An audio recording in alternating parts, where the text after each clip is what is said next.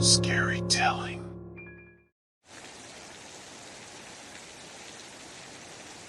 I've been working at this midnight diner for about 6 months now. It's not the best job in the world, but it pays the bills, and most of the customers are friendly enough. But tonight was different. It was around 2 a.m., and the diner was mostly empty. I had just finished cleaning up the grill when I heard the bell on the door jingle, indicating that a customer had arrived. I turned around and saw a man standing in the entrance. He was middle-aged, with a thin build and a receding hairline. He looked like an average guy, but there was something off about him that I couldn't quite put my finger on. I approached him with a friendly smile, but as soon as I got closer, I could sense that he was different. He didn't make eye contact with me, and his voice was low and gruff. I asked him what he wanted to eat, and he ordered a stack of hot cakes and sausages. As I cooked his food, I tried to shake off my unease. But when I looked up at the television mounted on the wall, I saw something that made my blood run cold. It was a news report showing the man's mugshot, with the words "wanted for murder" flashing beneath it. My hands trembled as I tried to keep cooking, but I couldn't help stealing glances at the man sitting at the counter. He seemed calm and collected, completely unfazed by the fact that he was a wanted criminal. When the food was ready, I approached the man's table with a growing sense of fear. I tried to remain calm and composed, but I could feel my heart pounding in my chest.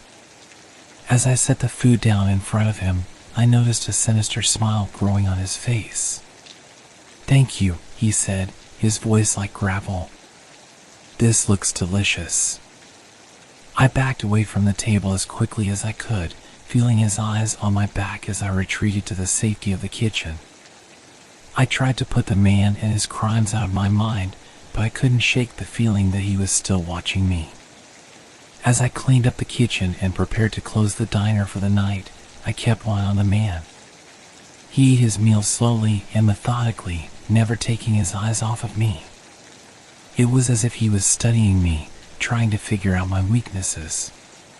Finally, I was able to lock up the diner and head outside. But as I got into my car, I saw the man get into his car and start the engine.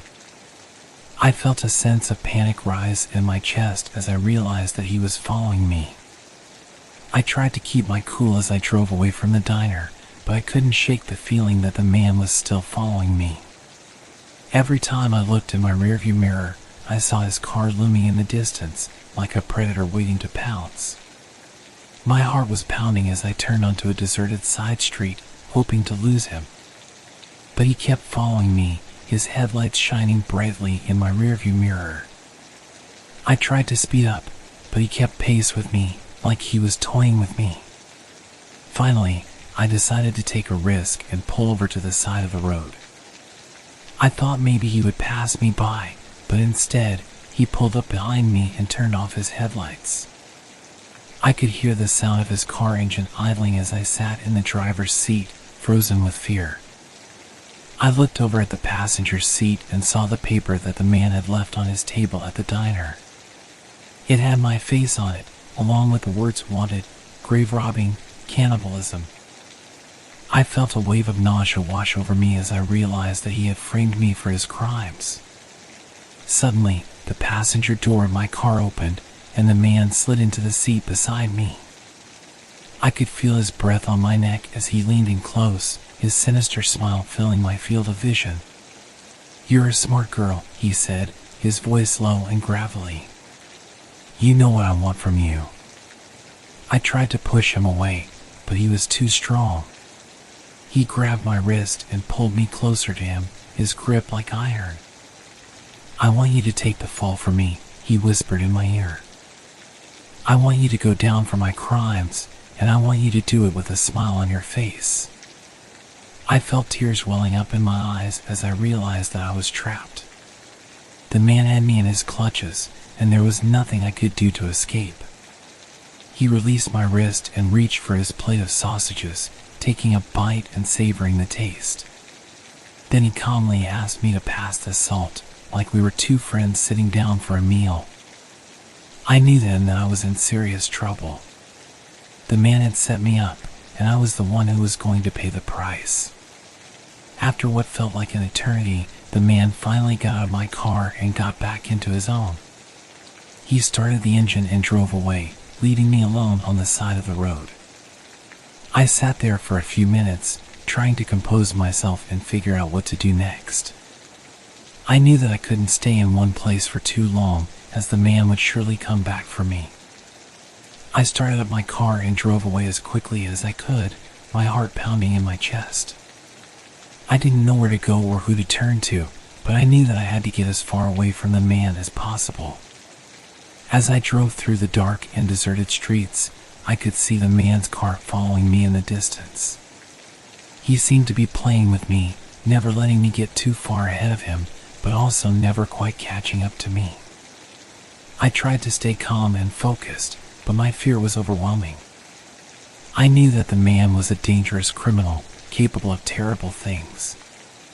I didn't know what he was capable of, but I knew that I didn't want to find out. I tried to call the police on my cell phone, but the battery was dead. I had forgotten to charge it before leaving the diner, and now I was completely cut off from the outside world. I drove for what felt like hours, trying to lose the man in the winding streets and alleyways. But no matter where I went, he was always right behind me, like a shadow that I couldn't shake. Finally, I decided to take a risk and head for the freeway. I thought that maybe I could lose him in the flow of traffic, or that I could find a police officer to help me. As I merged onto the freeway, I felt a sense of relief wash over me. I was finally getting away from the man, or so I thought. But as I drove along the freeway, I could see the man's car following me in the distance. He seemed to be getting closer and closer, like a predator closing in on its prey. I knew that I had to do something drastic to get away from him. I took a sudden exit off the freeway and headed for a deserted industrial area. As I drove through the empty streets, I could see the man's car following me, its headlights shining brightly in my rearview mirror. I knew that I had to act fast if I wanted to get away from him. I spotted a small alleyway up ahead and turned sharply into it, hoping to lose the man in the narrow streets. But as I turned the corner, I saw something that made my blood run cold. The man's car was blocking the end of the alleyway like a giant brick wall. I was trapped. I slammed on the brakes as I saw the man's car blocking the end of the alleyway. I was trapped, with nowhere to go. As I sat there, frozen with fear, I saw a group of police officers approaching my car from behind. They had their guns drawn, and they were shouting for me to put my hands up. I slowly raised my hands in the air, trying to show them that I wasn't a threat. But the man's car was still blocking the end of the alleyway, and I knew that he was watching me, waiting for me to make a move. The police officers finally reached my car and pulled me out, handcuffing me and reading me my rights. I tried to explain to them that I was innocent, that the man had framed me for his crimes, but they didn't want to hear it. As they put me into the back of their car and drove me away, I felt a growing sense of despair and hopelessness. I knew that I was in serious trouble, and that I might never be able to clear my name. When we arrived at the police station, I was taken to a small holding cell and left alone with my thoughts. I felt like a trapped animal, with no one to turn to for help. I tried to make sense of what had happened to me, but it all seemed like a terrible nightmare. How could someone frame me for their crimes? How could I be so naive as to trust a stranger? As I sat there, lost in my thoughts, I heard a commotion outside my cell. I could hear the sound of shouting and gunfire, and I knew that something terrible was happening. Suddenly, the door to my cell burst open, and a group of armed men stormed in. They were dressed in black, with masks covering their faces, and they were carrying assault rifles. I tried to back away, but they grabbed me by the arms and dragged me out of the cell. They didn't say anything to me, just pulled me along like a rag doll. As we ran through the halls of the police station, I could see that chaos had erupted.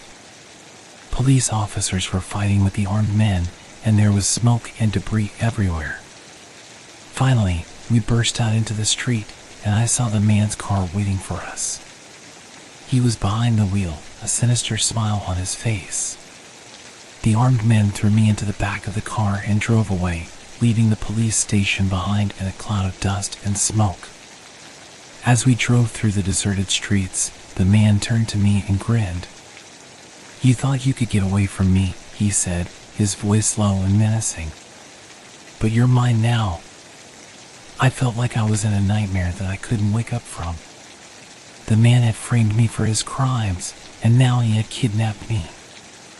I didn't know what he was going to do with me, but I knew that it wouldn't be good. The man drove us to an abandoned warehouse on the outskirts of town. As we pulled up to the entrance, I could see that the place was deserted and run down, with broken windows and peeling paint. The armed men pulled me out of the car and dragged me inside, throwing me onto a dirty mattress on the floor.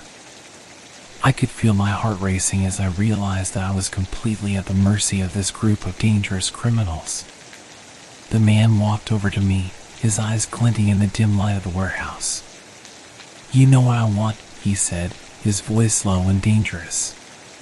"You're going to take the fall for me, and there's nothing you can do about it."